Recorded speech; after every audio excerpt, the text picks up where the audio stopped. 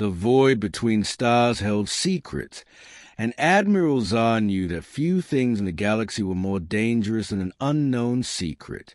Standing on the bridge of his flagship, the Asterisk Conquest Edge Asterisk, he studied the massive view screen displaying what appeared to be empty space ahead.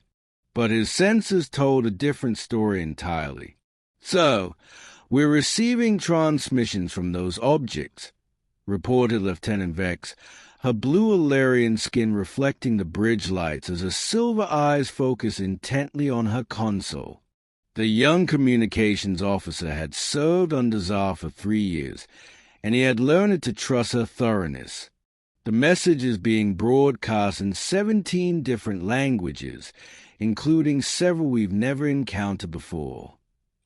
Admiral Zar, a towering figure from the warrior planet Thra, felt his battle-scarred hands tighten behind his back. His people had served the Galactic Empire faithfully for over a millennium, expanding imperial territory through conquest and absorption of lesser civilizations.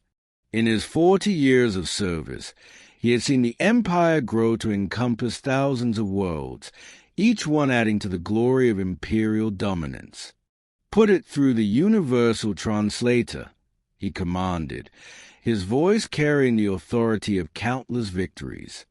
The ship's quantum computer analyzed each transmission with mechanical precision, cross-referencing linguistic patterns against a vast imperial database of known languages. Slowly, words began to form on every screen throughout the bridge, their meaning clear and unmistakable. Asterisk, asterisk, forbidden Terran quarantine zone. Entry prohibited by Galactic Treaty 2387X. Violation will result in immediate response to asterisk, asterisk. Zar's weathered face darkened. In 4 decades of imperial service, he had memorized every significant treaty, accord, and agreement in galactic history.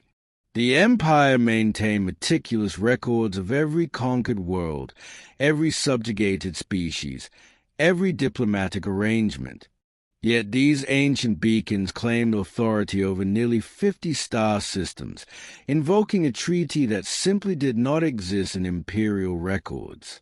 "Computer," he called out, "search Imperial Archive for Galactic Treaty 2387X. Searching. No records found. The computer responded in its emotionless mechanical tone. Search for any reference to Terran quarantine zone. Searching. No records found. The impossibility of the situation struck him like a physical blow. The Galactic Empire had ruled most of the known galaxy for over 3,000 years, absorbing hundreds of civilizations and cataloging millions of worlds. How could there be an entire region of space with treaty protections that the Empire knew nothing about? "Dr. Yelon, report to the bridge immediately," Zar commanded through the ship's internal communication system. Dr. Yelon was the fleet's chief xenobiologist, a brilliant member of the tentacled Zalani species whose people were renowned throughout the galaxy for their analytical minds and mastery of linguistic archaeology. If anyone could unravel this mystery, it would be her. She arrived within minutes, her 6 graceful tentacles moving in the nervous patterns that indicated deep concentration. As she studied the message displayed on the main screen, her large, multifaceted eyes shifted through several color spectrums, a sign of intense mental processing among her kind. "Admiral," she said in her characteristic musical voice, "this is profoundly unusual.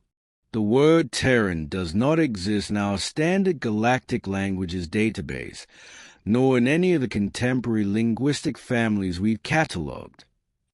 "Then what does it mean?" Zar demanded, Dr. Yelon's tentacles danced in complex patterns as she consulted her portable research unit. "I ran the term through our archives of dead languages and extinct civilizations. Terran appears to be derived from an ancient human word, terra, meaning earth or ground in their primitive linguistic systems. Admiral Za's eyes widened in genuine surprise. Humans? But humans went extinct centuries ago. According to our official records, yes, Dr. Yillan confirmed, though her tone carried a note of uncertainty. They were classified as a minor aggressive species that barely achieved faster-than-light travel before destroying themselves in a catastrophic civil war. Their home world was reportedly obliterated in the conflict. There should be no trace of their civilization remaining in the galaxy. Za moved closer to the view screen, studying the ancient warning beacons more carefully. They appeared incredibly old, their metallic surfaces covered in strange markings that could have been carved by stellar winds over millennia. Yet they remained fully functional, still broadcasting their mysterious warning after countless years in the void. "How old do you estimate these beacons to be?" he asked. Dr. Yillan consulted her scanner, her tentacles flickering with bioluminescent patterns as she processed the data. The metal composition and degradation patterns suggest they've been in place for at least 2,000 years, possibly longer. But, Admiral, that presents a significant chronological impossibility. Explain. Our historical records indicate that humans only achieved interstellar flight approximately 800 years ago. According to our data, they were a young species that had barely left their solar system when their civilization collapsed. They couldn't have built these beacons before they even developed the technology to reach this region of space. A chill ran down Admiral Za's spine as the implication settled in. Either the Imperial historical records were fundamentally flawed, an almost unthinkable possibility, or someone had been deliberately concealing information about this region of space for centuries. "Lieutenant Vex," he ordered, "send an immediate priority message to Imperial Command. Inform them that we discovered an unmarked quarantine zone with no corresponding records in our archives. Request immediate clarification and additional instructions." "Yes, sir," Vex replied, her fingers dancing across her control console with practiced efficiency. While they waited for a response from command, Admiral Za studied the tactical display with growing unease. The warning beacons formed a perfect geometric perimeter around the 50 star systems, creating an impenetrable informational barrier. Any ship approaching the region would receive their message loud and clear. But beyond the beacons, his long-range sensors detected something even more puzzling and potentially threatening. "So," called out Ensign Torres from the sensor station, his young voice tight with barely controlled excitement, "I'm picking up artificial structures in several star systems beyond the barrier. The readings are unprecedented." "What kind of structures?" Za demanded, moving to examine the sensor readings himself. "Massive orbital stations, sir, and what appear to be enormous shipyards. Some of these constructions are larger than our biggest Imperial space stations. But they are showing no active energy signatures. They appear to be completely dormant, as if they are waiting for something." Admiral Za studied the sensor data with growing amazement and concern. The structures were indeed enormous, some spanning hundreds of kilometers.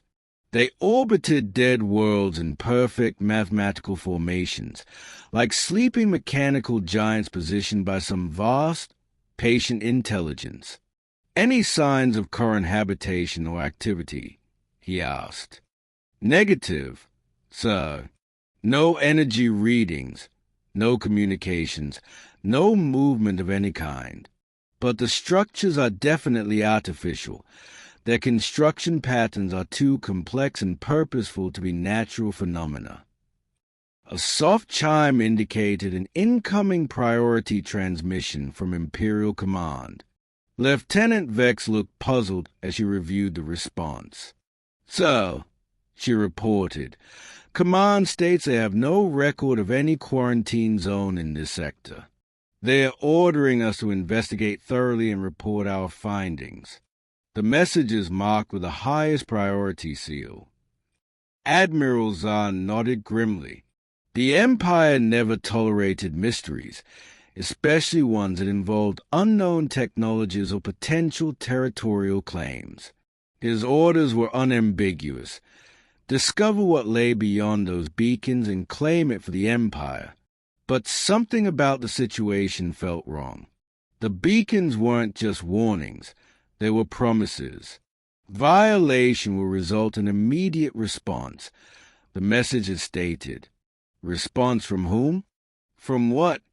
And why had an apparently extinct species left warnings about consequences they could no longer enforce? "Dr. Yelan," he said, "tell me everything you know about human civilization." The xenobiologist consulted her extensive database, her tentacles creating complex information processing patterns. They were a relatively young species, Admiral, having been spacefaring for only a few centuries before their documented extinction. What made them unusual among galactic civilizations was their remarkable adaptability. Humans could survive in almost any planetary environment and demonstrated an extraordinary capacity for rapid technological advancement. Were they considered dangerous? All species can be dangerous under appropriate circumstances, Dr. Yelan replied carefully. But humans had a particular reputation for intensity. They formed extremely strong emotional bond within their social groups, but they could also display remarkable violence when they perceived threats.